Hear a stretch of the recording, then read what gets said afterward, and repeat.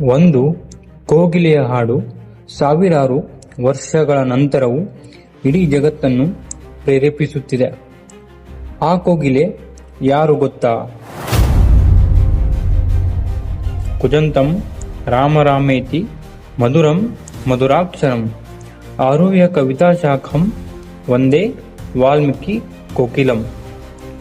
ಈ ಶ್ಲೋಕವು ಮಹರ್ಷಿ ವಾಲ್ಮೀಕಿಯವರನ್ನು ಕೋಗಿಲೆಗೆ ಹೋಲಿಸುತ್ತದೆ.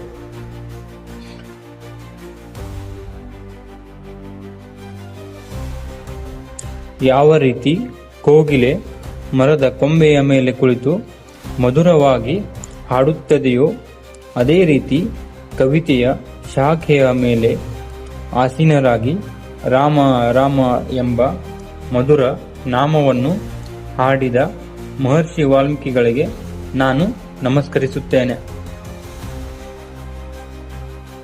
ವಾಲ್ಮೀಕಿಯವರು ಕೇವಲ ಕವಿಯಲ್ಲ, ಅವರು ಆದಿಕವಿ. ಅವರ ರಾಮಾಯಣವು ಧರ್ಮ, ಸತ್ಯ, ತ್ಯಾಗ ಮತ್ತು ಆದರ್ಶ ಜೀವನದ ದಾರಿಯನ್ನು ತೋರಿಸುವ ಮಹಾಗ್ರಂಥವಾಗಿದೆ.